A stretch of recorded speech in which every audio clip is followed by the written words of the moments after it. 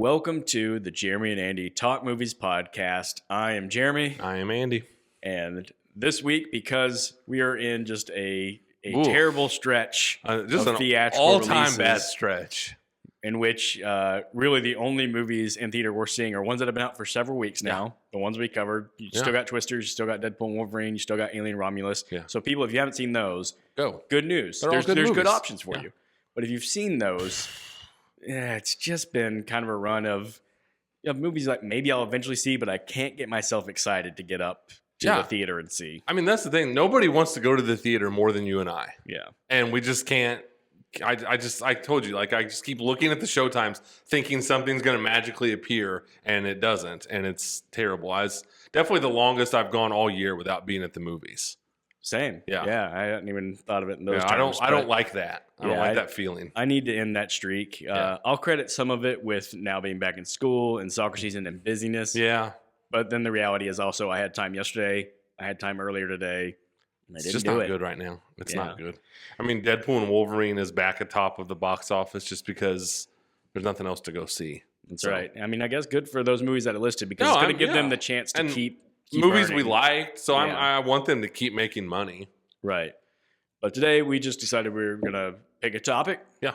Discuss it. And we've alluded to this a few times throughout our run here with the podcast where we said, hey, one day we should do this. Yeah.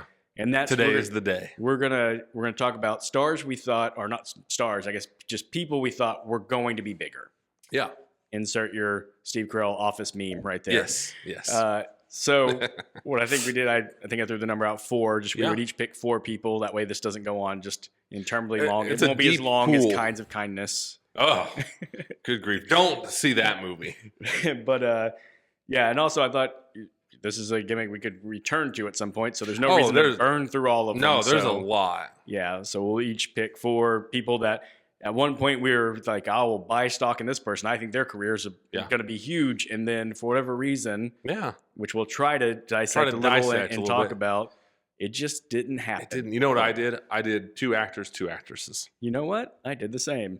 I'll be curious. I doubt we'll have any overlap just because the pool is so big. It'd be hard my list is so random. Okay. I'd be shocked if we had overlap. Mine is, I don't know. We'll see if it's random. I feel like mine is so random. It probably is. But I'll throw out one first. I'll start with one of my actors because this is someone that I've mentioned before, not too many weeks ago, in fact, and that's Garrett Hedlund. Yeah. Garrett Hedlund kind of had a quick burst onto the scene when he did arrive. He had a small part in the movie Troy, the Brad Pitt, Sword and Sandals movie. He plays Brad Pitt's character's cousin, Patroclus, who dresses up as him and then gets killed, and it becomes Brad Pitt's motivation. Not important. I think that same year, he actually had a much bigger part in Friday Night Lights. Yeah.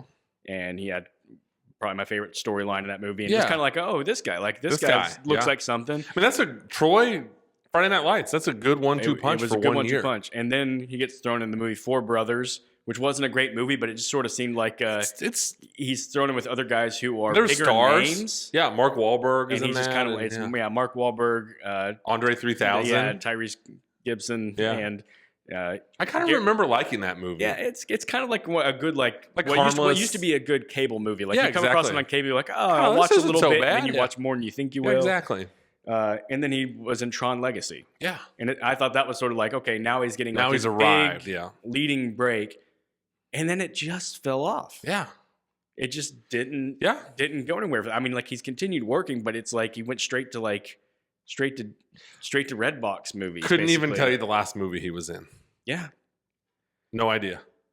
And I've made the joke before that I feel like Austin Butler's now having the career that I thought Garrett Hedlund would have. And, I'm not going to say that, Garrett Hedlund had all the same tools that Austin Butler has. Maybe he didn't. But just particularly a movie like Bike Riders, I look at, the look that they were going for. And I'm like, that was Garrett Hedlund's look that he had.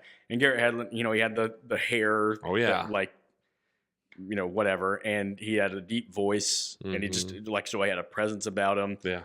And I just thought this guy, he has the movie star tools. He's got a movie star toolkit, and I have no idea why it just didn't go anywhere. I don't know. And you wonder what, I guess a lot of times your first thought is like, did he just get swallowed up by your Brad Pitts? And, George Clooney was doing a lot at that time and in a lot of focus. You know, you just try to think of the people around him, I guess, maybe that took his parts. I mean, those guys were older than he was, but Yeah, I mean, I really don't. it's a mysterious one. It just, because like you said, you come out of the gate, what'd you just list? 3, 4 movies, all at least decent movies.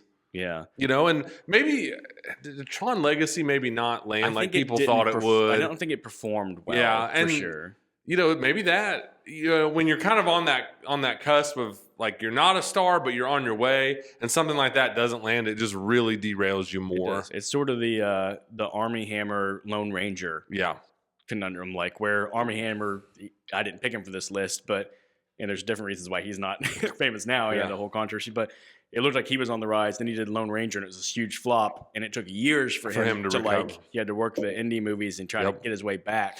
Yeah, and sometimes stars like you know, Lone Ranger was clearly a Johnny Depp vehicle, and they were kind of felt like they were trying to cash in off Pirates of the like, oh, Johnny Depp's now playing this person.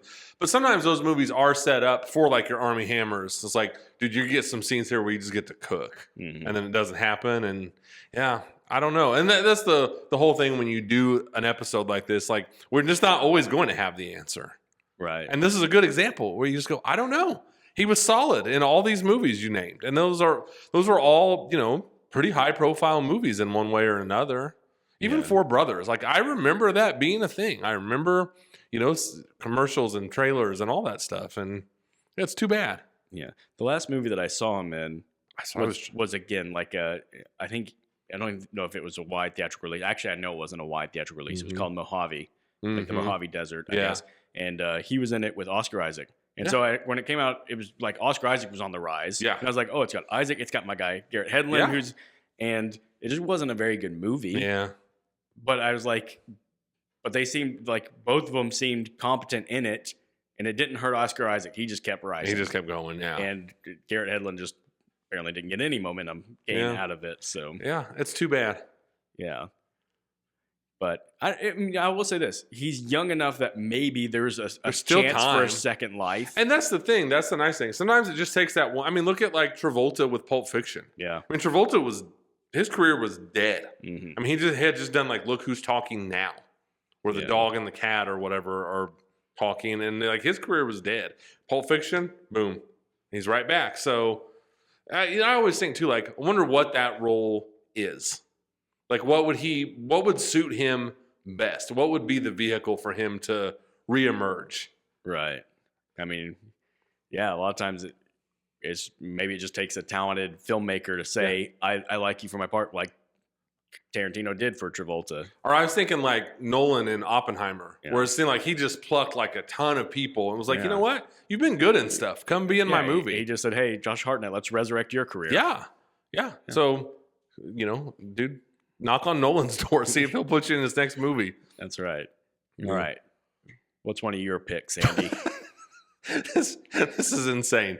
So I can't wait. Dolph Lundgren. Okay. Hey, that's a great pick.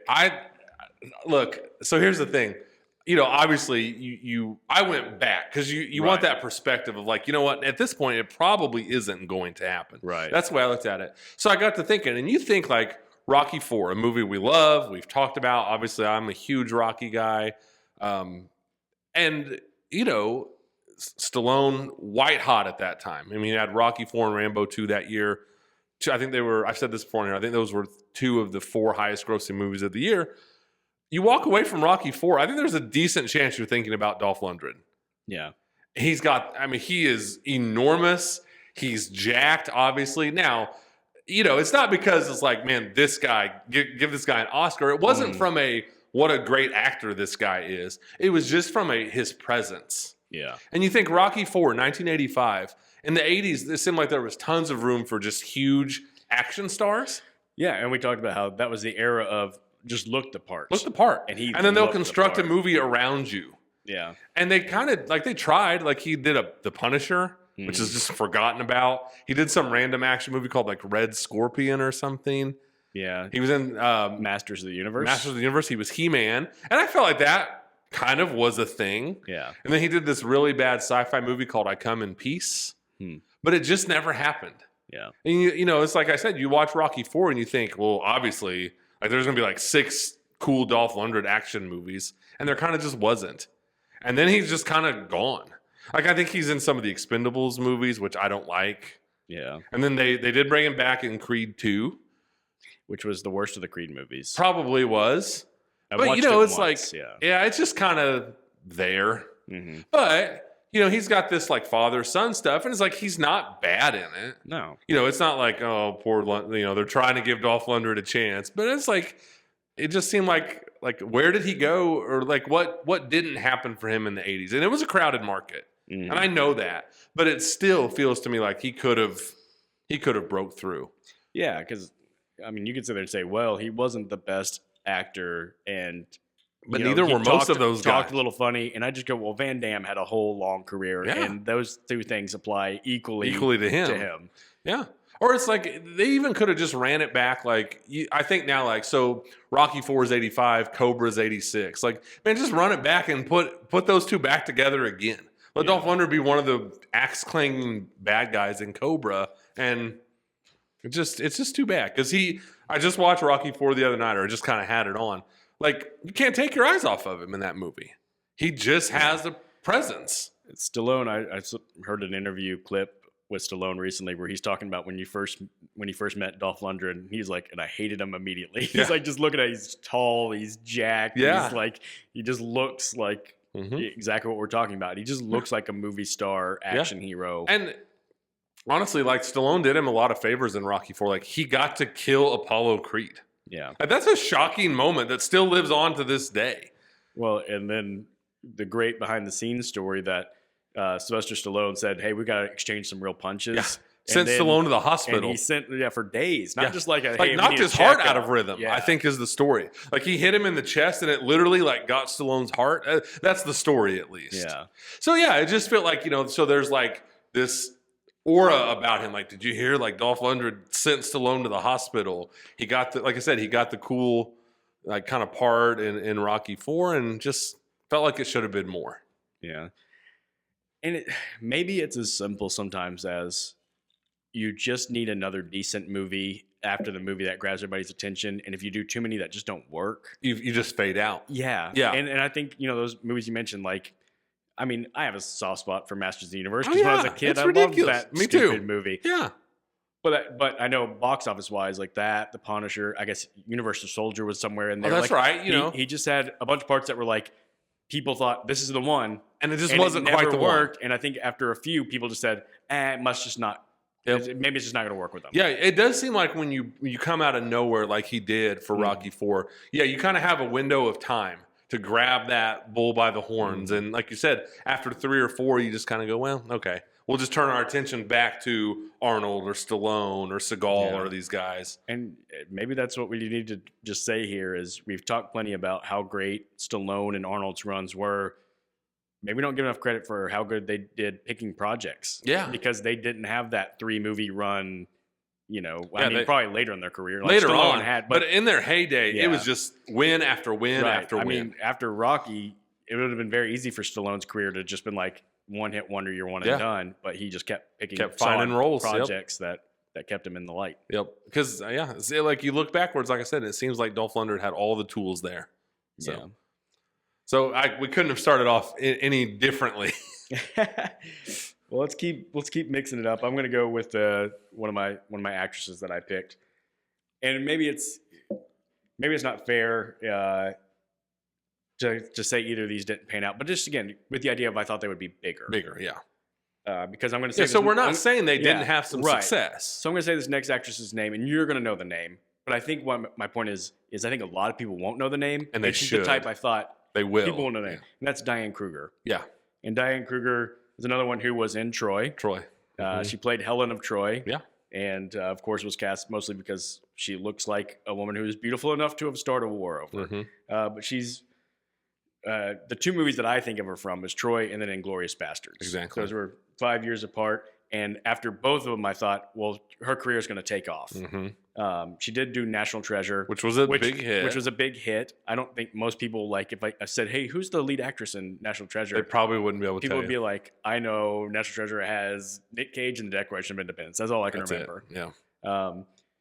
So yeah, she has these moments where I go, oh, now it's gonna happen for Diane Kruger. And again, someone who works and has been in things, but just never became a star. No. And I thought she was really good in Troy. I thought she was great in Inglourious Bastards. She is really good. And I don't know even know what followed Inglourious Bastards, but nothing really. I was going to say another example where I couldn't even tell you what her last probably 3 movies were. Mm-hmm. Yeah, she's great in Inglourious Bastards. She has to do a lot. Like she's very front and center in kind of that famous scene in the bar of Inglourious Bastards and the game they're playing. Right. Yeah, and then the mix up with the 3. Yeah, she's got a lot. She's got to wear a cast. She's got to, she has to. She's speaking in multiple languages. She's speaking in multiple languages. She kind of has to almost kind of be the straight person in the room, like the non-comedic person in the room when Brad Pitt's trying to speak Italian. Yes. So like he gives her a lot to do in that movie. She has a very memorable death scene in that movie. Yeah. It's kind of horrifying. She gets slowly strangled by Christoph Waltz. And yeah, you're like, Tarantino, people loved Inglourious Bastards. It made a ton of money, got Oscar nominations, and then the momentum just didn't carry on. Right. And that's really the one. That's the movie that I look to, because Troy, I could look at and go, okay, maybe she just wasn't that great of an actress. She just looked like a movie star, right. And then it didn't. But then Inglourious Bastards comes out, and I go, no, like that's real talent. Well, yeah, exactly. And even in the Nick Cage movie, National Treasure, yeah, even that's like that's of course a ridiculous movie, but I do think sometimes it's an underrated skill to be in those ridiculous movies and make them somehow work. Mm-hmm. And she's front and center in that movie too. I mean, it's a Nick Cage movie, but she is the female lead in that movie, and that movie made a lot of money. Yeah, so yeah, those 3 alone you think would propel you into And someone I might have picked for this is the other lead actress in Inglourious Bastards, which is it like Melanie Laurent or something? It's French. It's French. What are we doing? We can't pronounce anybody's name right. But the reason I didn't pick her is because I think she still does a lot of films in her that we don't know. And I'm like, so she maybe never became a big American star. But both of those, like, I mean, Inglourious Bastards to me is still just I think Once Upon a Time in Hollywood is maybe my favorite to watch of Tarantino's movies. I still think Inglourious Bastards is his best, and just there's not a bad performance in it. And everybody in it, I'm like, they're going to be huge. They're going to be a star. Yeah. And yeah. I know. It's weird. That's a great choice. Yeah. Thank you. Yeah. All right, Andy, your turn. Okay. This is also random. I'm going back in time. Alicia Silverstone. Okay. Now this is a different example. People know who she is. Right. Now, I picked her because I'm unapologetically a huge Clueless fan. Mm-hmm. I actually just watched it like 4 nights ago. Yeah. She is so good in that movie. She carries. I mean, it's a well-written movie, and Paul Rudd is awesome, but that is an Alicia Silverstone movie. And that movie was a thing. People loved it. It made money. It's like we talk about. It's one of those movies that just ingrained itself into the culture. People started using the language from that movie. People were dressing like the characters in the movie. For sure. It was a thing. I mean, even this is such a silly example, but Iggy Azalea with her fancy music video is like all a tribute to that. Like they dress like the Clueless characters. And that's decades later. It spawned a TV show. I swear I remember there was like Clueless books that came out. It was a thing. Yes. And she is so good in that movie. I will die on that hill that she is so good in that movie. And, it's like I did my research. The follow-up to that was this movie called Excess Baggage with Benicio del Toro that I guarantee you walk up to 30 people on the street, 30 of them will tell you they don't know what that movie is. Right. Then she's in Batman and Robin. Yeah. It's hard to tell if she's awful in it or she just had nothing to work with. I think she was ultimately just miscast. Yeah. I mean, well, the whole movie was just it's abysmal. It got laughed at. And then it just it just didn't happen like you think it would. Like you watch Clueless and you're like, well, here's our actress for the next 20 years. Right. And you look, I look back and I was like, she probably could have been, Elle Woods, the Elle Woods character in Legally Blonde. I mean, I don't think Reese Witherspoon's great in that. But, my point being, like, you could probably pluck a lot of, Sweet Home Alabama, any of these rom-coms, that could have been her just carrying those for years. So, I mean, as you say that, was she market corrected by Reese Witherspoon? Is that what happened? That is very possible, because I just named 2 Reese Witherspoon performances I think Alicia Silverstone could have done. Yeah. Yeah, it's like she just never... I think sometimes what happens when we're talking about this is sometimes it's like a blessing and a curse to be so good in a movie. And she's so good as the Cher character. I think people just had a hard time seeing her as literally anybody else. That's exactly what I was going to say. Is Yeah. sometimes when your first impression is such a strong impression, people just can't get it out Like of your they head. won't buy you as anything Right. else. You're that. Yeah. They tried to give her a TV show. I don't even remember what it was called. It didn't work. I think one of the last things she was in was an Amy Heckerling movie who did Clueless. So like a vampire movie that just it got like limited release in theater and then went straight to a streaming service. I've never heard one person have a conversation about it. Yeah, it is weird too because I mean, she was so young when she did Clueless Mm-hmm. for her career, anyway. So Yeah. young in her career that you would think there'd be that moment of reclamation, or she'd come back and have a surprise big role in something, Yeah. But I mean, she's been in a few things I've seen and never been bad, but it's just never been like, well, this is the movie that's going to do it. That's Yeah. going to bring back Alicia And now Silverstone. it definitely feels to me like it's just not going to happen probably. And Right. maybe she doesn't want it to. That's another thing about all this. I don't know enough about the inner workings of Hollywood to know who just wanted to be like, you know what, I'm good. Like, Yeah. I mean, she's probably still making money off Clueless. So maybe she's fine with that. But you just watch that and it's like, not that I'm like a huge rom-com guy, but it's like when they're clever and witty and funny like Clueless is, I'd have been happy if she had just kept making movies along those lines and being really good and charming in them. So A little bit of a surprise that Brittany Murphy kind of had the better career. Yeah. Obviously she passed young, and Yeah. but her career was doing better, I should say, like at Oh, the yeah. time, Yeah. obviously. I mean, yeah, you look at Alicia Silverstone's IMDb, it's just not good. right. Or it's just stuff that you're like, I don't even know what this is. And it's not, it's weird with her because like we're talking about like Dolph Lundgren or someone where it's like they pretty quickly gave him opportunities. Right. It just didn't feel like she was working that much. Right. I mean, because again, I'm not real up to date on the Alicia Silverstone life story, but I'm you not can either. look at a comparison of like Lindsay Lohan had Mean Girls, and that was sort of her peak, and never. But then Lindsay Lohan had all these personal demons, And you all don't, these, yeah, you don't all these hear, struggles, and like that's really the why. yeah. And Alicia But- Silverstone, I looked like that. She doesn't have like the Wikipedia section where it's like, it's like the categories like legal problems, Right. And then Lindsay Lohan's is this long. She's got nothing.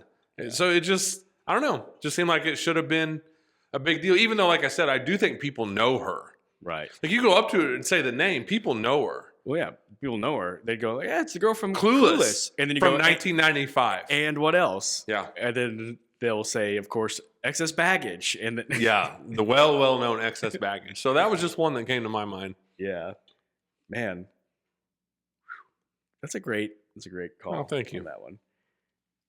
All right, I've got a couple of options listed for my second actor choice. I'm trying to decide which one I want to land on. I'll land on this one. Emile Hirsch. Yeah. Emile Hirsch, man, he had a run. Yeah. I'm just gonna say that. So Do you have it? Do you have his run written yeah, down? I've kind of got his run written down. His sort of breakout role was a movie called The Emperor's Club. Yeah. Which was a kind of old school drama, almost along the lines of like a Dead Poet Society or something. Mhm. He was this kind of troubled, spoiled, rich kid teen that the main teacher was trying to get through to.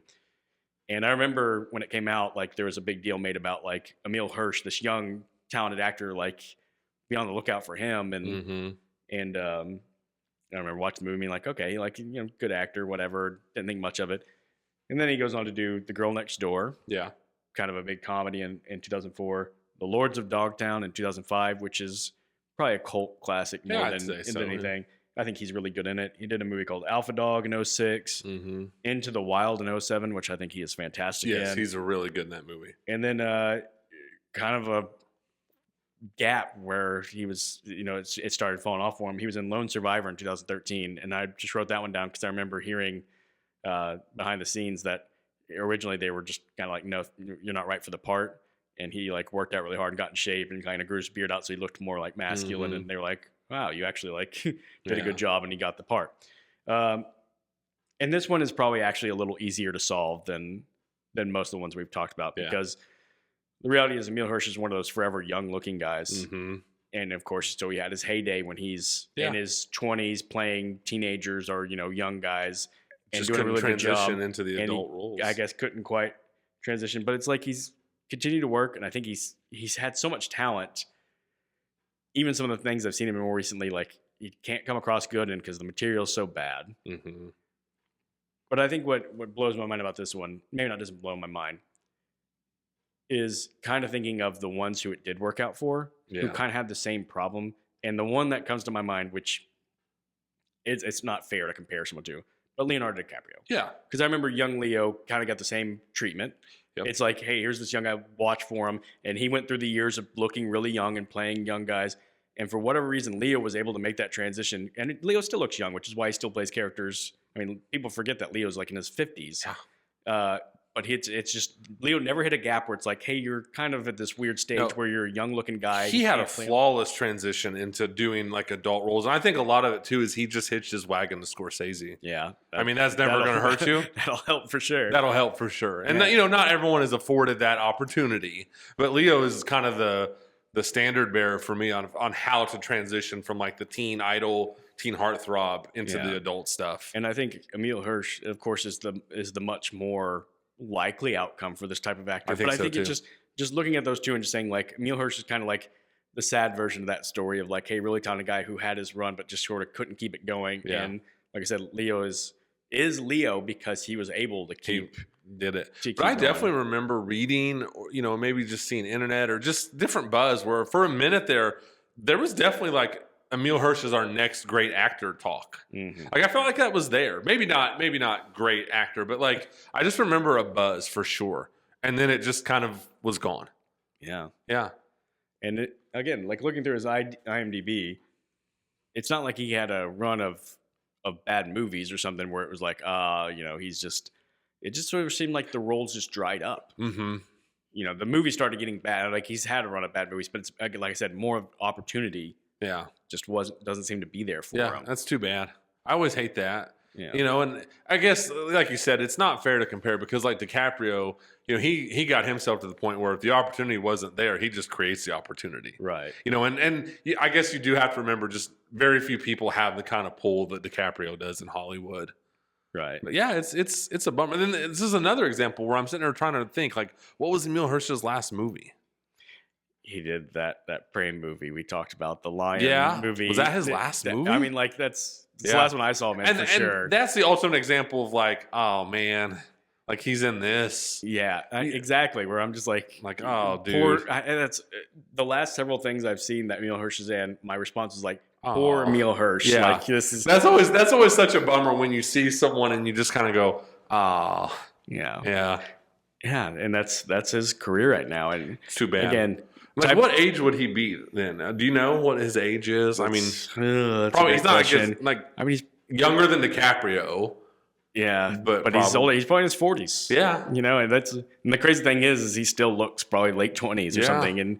But I don't know, like maybe again, he's the type of person just like with my first example, Garrett Hedlund, that is young enough that like maybe there can be maybe at some point Emile Hirsch actually like ages into looking right for certain parts that he can't right now get because of his looks. I don't know. I like we talked about though, you do always just have that optimism of like maybe, just maybe. Like I said, with people like Nolan or Tarantino or even like a Scorsese, these people that do have enough talent and power, it's like maybe some of these guys are just one casting away. Yeah. I mean, I think definitely Oppenheimer gave Josh Hartnett a forward momentum. For sure. I really do. I bet you Trap doesn't happen with him if it wasn't for Oppenheimer. Yeah. So I guess I should go back though with Emile Hirsch and mention he was in the Speed Racer movie. Now and maybe like, you know, kind of like we said with Garrett Hedlund and Tron Legacy, maybe he got his big like, okay, you're the lead. This is a big budget. Was bad. And when it doesn't work, like, sorry, people are kind of like, like it sort of built up to this and then it didn't work and you can't do blockbusters. And that was the thing that, again, going back to Leo's first big, like real blockbuster starring role was Titanic. And it was like the biggest movie ever at the time. Yeah. So it was like, check on this guy, you know, like we'll sign him to the next 5 movies he wants to do. You know, we could honestly, not to change the subject, we could probably do a whole podcast just following DiCaprio's career and how smart he's been. Because like we're talking about all these scenarios where it went wrong, and then it feels like DiCaprio just did everything right. Yeah. Yeah. Yeah, and it's obviously there's luck, there's talent, there's all sorts of things that go into a successful acting career Yeah. of any of the top people that we could mention. Yeah. But they probably also deserve so much more credit than we give them for just smart choices. Mm-hmm. Oh, yeah. Yeah. I think you're right. I think for that for sure, especially when you look like these examples we're talking about where you list these movies where you go, dude, Speed Racer, Yeah. bad choice. And it was, but you could go back and kind of see like it was made by the people who made the Matrix, when I they know. were still hot names. Yep, you can see Speed in the moment. Racer was a IP that people knew. It was. and you could see him going, "Oh, I'm going to get a star in a movie by the makers of the Matrix." It's going to be a that big people have summer heard of. release. Yeah. And yeah. I And then know. it just doesn't It's too bad. pan out. That's too bad. All right, Andy. All right, so it's time for actor, isn't it? Sure. I'm going to go with my guy who I don't think we've ever talked about, Michael Madsen. Okay. Speaking of Tarantino. Yes, indeed. So Michael Madsen, red hot in the late 80s, early 90s. I think he's got a part in, I think he's in 8 Men Out or one of those baseball movies that people liked and had some good buzz. He's in Thelma and Louise. These are small parts. Right. And then Reservoir Dogs comes out, and people talk about that movie in general, but then kind of a subcategories they talk about Michael Madsen. And he had the part where it's like you want probably. It's like, hey, you get to play the psychopath. Yeah. Who- I imagine anyone reading that script is like, "Hey, can I audition for this one?" Yeah.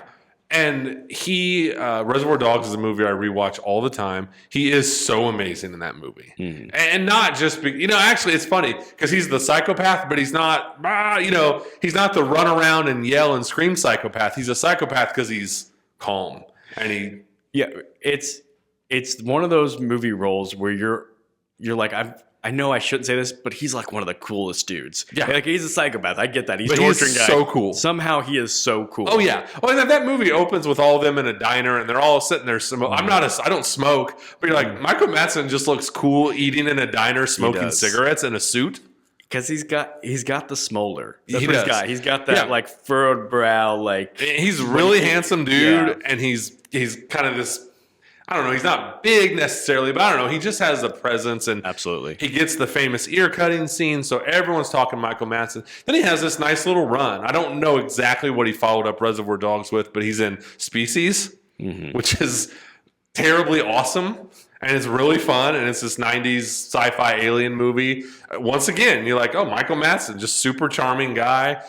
And then, like, talk about being sad. Like, I remember in the 2000s and stuff, you'd see him start popping up in like these sci-fi movies, like Killer, Piranha. And you're just like, Michael Madsen, like, dang, dude, you were a guy. You were Tarantino's guy, and he's been in more Tarantino movies. So it's not like it just was a miserable failure. But you watch like Reservoir Dogs and that stuff, and you're like, megastar, like. Mega star. He's menacing. He's handsome. He's cool. He's got all the tools, and it just faded away for him. And he's an example of like, I think at one point in time he was supposed to be John Travolta's character in Pulp Fiction. Yeah, And because then they have the same last name. And then right? it kind of got Vega turned into where brothers. like, yeah, they're brothers. And then there was always rumors that Tarantino wanted to make a movie called Double V Vega, which is a Vega Brothers movie.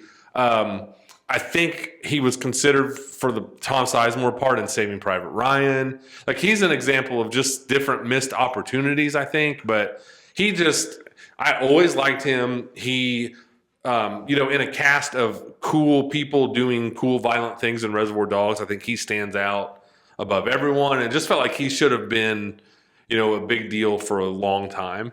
And he didn't have the problem, like in Reservoir Dogs, obviously that stuff comes out. He's an adult. So it's not about transitioning into adult roles. It just kind of faded away from him. And I think he might be an example. I think maybe there was like some personal issues and stuff going on there. But that was what I was going to ask. Is like, am I remembering correctly that I think maybe some substance drinking abuse or issues something and stuff. And, and then like you see him now and he's just kind of let himself go. And it's just a real bummer. And his voice is so like grainy and gravelly. You can hardly understand what he says. And I don't know. It just felt to me like and again, he's in Reservoir Dogs, Kill Bill, The Hateful Eight. I mean, it's not like he's in a cameo, I think, in Once Upon a Time in Hollywood. So it wasn't like it was a miserable failure, but I just always felt like he should have been just huge. Yeah, it's. I think probably with him though, as I think about it, he's not as easy to place in like he could have done. It is. It's hard to figure out what a Michael couldn't have, but like with Alicia Silverstone, you were really quick to be like, hey, basically all of Reese Witherspoon's roles she could have done. With Madsen, I'm going like, I don't know who was taking his parts necessarily because I'm not sure. Like, I don't know. Obviously, he could play the villain in anything. Yeah. Any generic action movie, you could put him in the villain role and he would be great at it. Yeah. But yeah, it's. I guess I just think too, like the progression from like Reservoir Dogs to these like sci-fi original movies, like Sci-Fi Channel. I mean, like original movies that are just made basically as jokes. Yeah. And you just go, dude, like you were in Reservoir Dogs, like you're Bud in Kill Bill. He's really good in Kill Bill Volume 2. Yeah. He like purposely is kind of playing like a washed up loser in that movie, and he's so convincing and he's so good. And I think this more stems to just like I really liked him. I wanted him to I want this to be my guy. Like you watch Reservoir Dogs, like I want him to just be in cool movies, and I want to go see all the cool movies. And it just kind of fizzled out. It's a real bummer. Yeah, it is a bummer.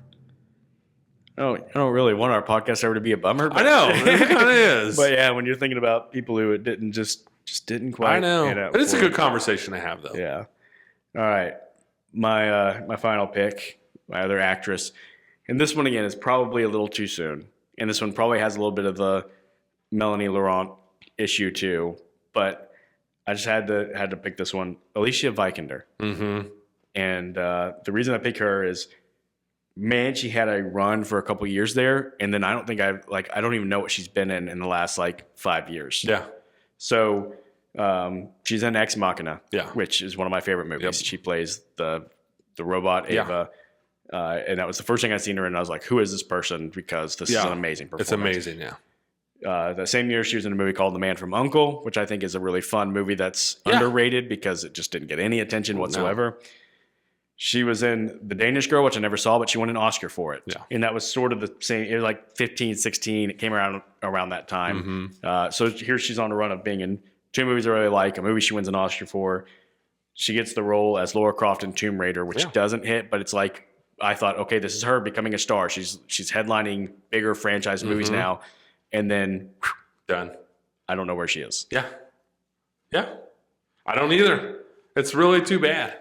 Yeah. And again, maybe it's calling it too early because, she can step, but at the same time, it's like, it's been a minute. Yeah. It's been a minute, and you're not going to recreate momentum like that. Like that is a red hot, that's a kind of launch. It is. I do think maybe a little bit, if there is a market correction, it might be, what's her name? That's in Knives Out and the Blade Runner 2049 movie. Yeah. I know that actress. I know. How am I going to forget her name? Because just edit it in where we remember it. This is embarrassing that I'm blanking on her name. But in any case, she's another one who kind of blew up around the same time, and so maybe Ana de Armas. There you go. Yeah. Yes. And she's doing some of those crappy like Netflix action movies and stuff. She's still going pretty strong, and I think her star is still on the rise. I think so too. So maybe she kind of market corrected Vikander. It could be, yeah. But yeah, I really back then I would have told you there's no way Vikander's not gonna be a huge star with this start. I mean, yeah, because it's like the critical acclaim with Ex Machina and then the Oscar win. And then if I remember right, I don't think the Tomb Raider movie was like any kind of colossal bomb. I don't think that it set the world on fire, but it wasn't it didn't crash and burn, I don't think. No. Maybe I'm remembering it wrong. Maybe it did. And I watched the movie, and it was, what you'd expect from a Tomb Raider movie. It wasn't very good, but it wasn't a type of movie you were watching go oh man, yeah, she just doesn't have it. Yeah, and it wasn't Madam Web level bad or anything. It just yeah, I don't know. That's always too bad. It's always interesting too, where it's it's not the one hit wonder conversation, because it's you're able to name 3 or 4 good movies, including an Oscar win. Yeah, and then it's just now where are they? And like I said, it could be a little bit of the Melanie Laurent thing, because I think she is Alicia Vikander is Dutch, I want to say. So maybe she's thriving over there. Yeah, and we just don't know. She very well could be Exactly. Yeah. Sometimes it's like that with like bands, from other countries Yeah. where they have a couple hits in the United States, and then for years you're like, well, that band really fell off, and then you find out they're still huge still in their country, kicking it, right. and you're like, oh, well, good for them. Good for but them. I guess I didn't know about it. Yeah. And maybe that's Alicia Vikander. And you're right too. Like you look back at Ex Machina and you're like, that's an unbelievable performance. Yeah. Yeah. Yeah. I pulled up IMDb, and she's been in a few movies since, and the last thing I saw her in was The Green Knight, which was a movie with I'm going to forget his name, with Dev Patel. Oh, yeah, yeah. It's kind of like in the world of King Arthur, and it's this Okay. very strange movie. Pretty good. He comes off on it, but her character is just kind of strange in and out, and like I forget it's her, Mhm. honestly. So I don't know. Yeah. She's It's she's fine, but Yeah. It's just too bad. And maybe some people are only meant to just have that success for a small, like you said, instead of, maybe it's more of a credit to the people that do have the longevity and how they just keep managing to pick such smart roles. Because that's like all these people we've listed today, it's like, it wasn't like none of them gave such a bad performance. You're like, well, I totally understand why this didn't work, because they were terrible. It's like, no, we're listing people that were, it's like Dolph Lundgren never gave like a great performance, but he had the look. yeah. But everyone else, it's like, these people are giving good performances in movies. Yeah. I guess it's just a reminder that it's really hard to have sustained success in Hollywood. Maybe Not many people get to do it. Not many people do it. Maybe we take it for granted too much that they do. Yeah. Yeah. All right, Andy. You got the final pick of the day. I do. And it's one I probably don't need to dwell on too long because we talked about it as a movie we saw together this year. Linda Hamilton. Yeah. And I don't want to be repetitive because we talked about this. In my opinion, the absolute best action-oriented female performance of all time in Terminator 2, to me. I'm not going to argue it's with number it, that's one. for sure.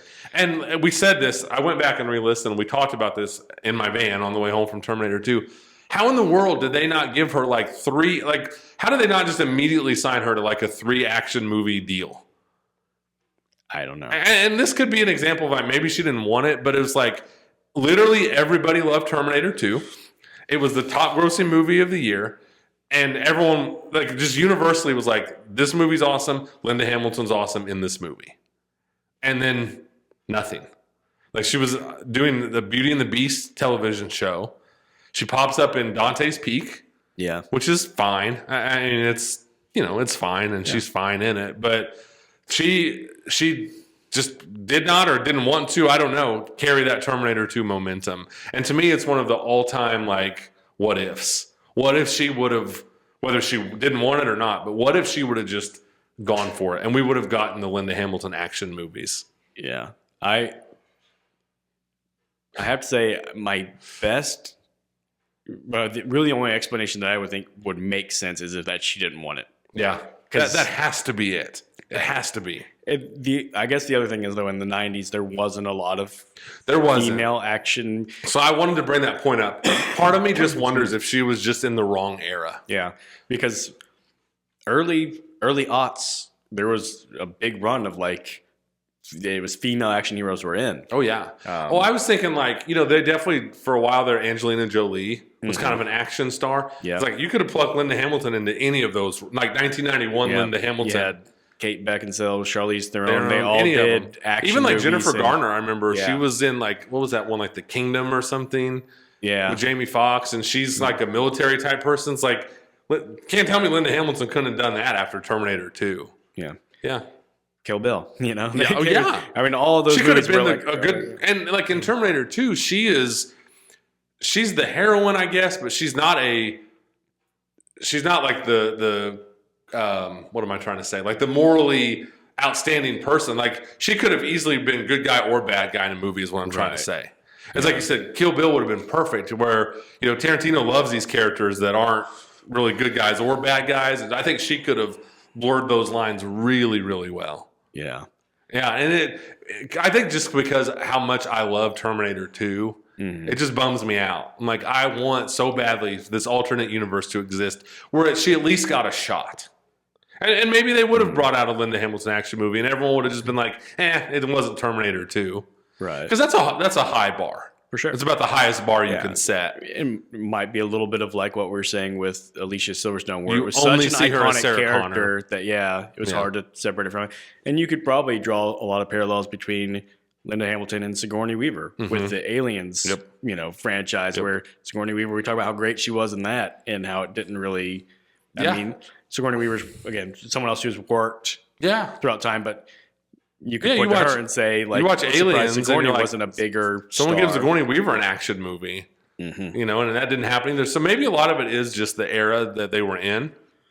It just bums me out. It's one of my all-time like Hollywood what ifs. Like, just what if it's like now. Not that I would have wanted this for, but now you get everyone. It seems like gets a shot at some crappy Netflix action movie. Yeah, and it's like I wouldn't have wanted that for her because I would want better than that for her. But it's like she'd probably be thriving. I mean, she probably, if she would have wanted to, she probably could have just made a career out of it. It's like the girl that played Wonder Woman is like, what is that one, like Heart of Stone or something? Yeah. Just such a generic action movie. But Linda Hamilton, I don't think could have been generic in a movie because she was just so unique and had such a unique presence. It's like, not that she's like Dolph Lundgren in any way, but it's like the same kind of thing where it's like she's just got some vibe about her in Terminator 2 that's just so cool. Yeah, and she was good in Terminator 1. Oh yeah, not to downplay Terminator 1. Right. Really, the biggest success with her is the transition from Terminator 1 to Terminator 2. Right, and that's what I say. Like, she was good in Terminator 1, but Terminator 2 was like and the sort of thing that, like, because you know her in Terminator 1, when you see her in Terminator 2, you go, well, this is showing acting range. Like, this is clearly, it's not just her. It didn't just pluck some girl who is this. Yeah. She became this for this movie and just makes it all the more impressive. Yeah.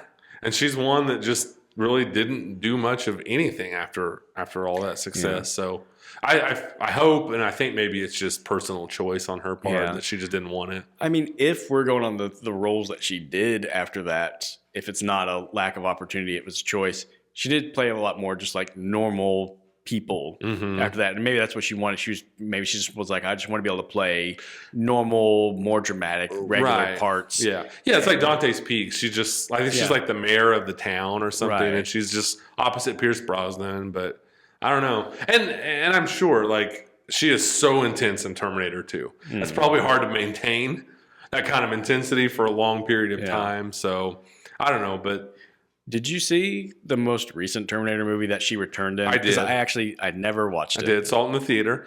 Yeah. I mean, it's obviously a big step down. It's obviously like they just shouldn't have made this, but she's not bad in it. Right. She's older, obviously, like grizzled Sarah Connor, and she's still good. And that maybe proves that it was just maybe never meant to be, because Terminator 2, like I said, is if you're looking at her continuing on in the action, maybe there was nowhere to go but down. Because Terminator 2, I think you could definitely argue is the greatest action movie of all time.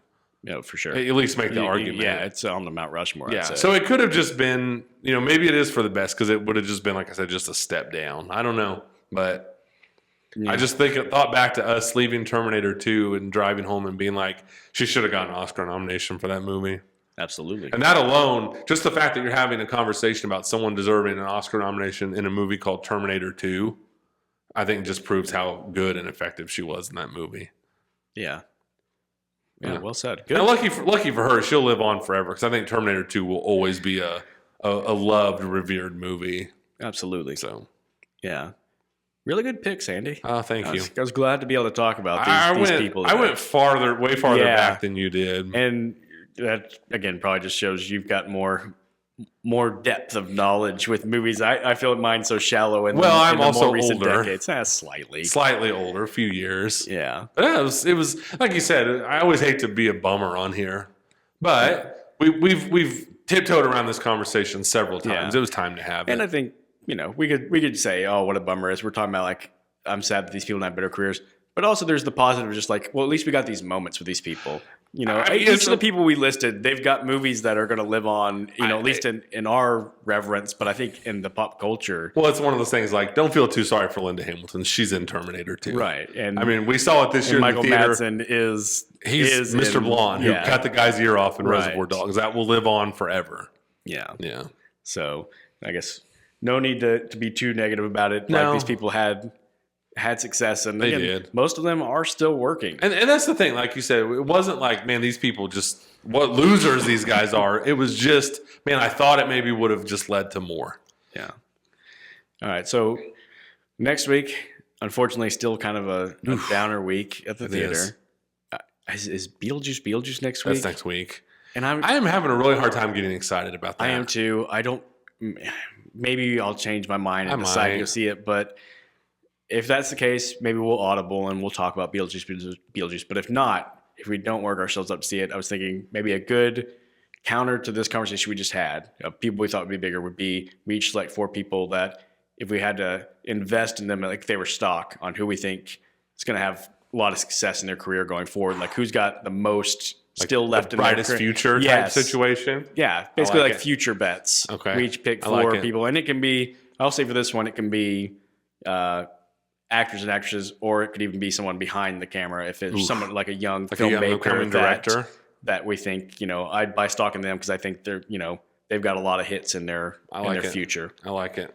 Yeah, Sounds good to me. awesome. Well, we appreciate everybody joining us for this conversation, and we always like it to be a conversation with the rest of you. So if you are willing, share a comment. Tell us somebody that you thought was going to be a lot huge, bigger, yeah. and for whatever reason, it just hasn't happened. Mm-hmm. I always enjoy the feedback. We don't get a ton of it. I do want to shout out a friend from Tennessee, Jonathan Bergen, who has given us some feedback and commented. He commented on the Alien episode because Alien you had a is little his, back and forth and with his him. favorite movie, which is cool. He's the type of guy that I would respect whatever he says his favorite movie. But then when he says a movie like that, you're like, I knew I could respect your choice. Nice. Love The feedback. Love it. we love hearing from people. So feel free to chime in on these conversations. Yeah, and hopefully we'll be able to keep coming up with fun topics while we wait for better movies to come out. Yes, indeed. And then better movies, please do come out. Please, because I was really enjoying that 6-week run we were on. Yeah. Not that I'm not enjoying this, but the new movies is what we there's like. a different energy. There's a different energy. Yeah. So thank you for joining us, and we will see you guys next week.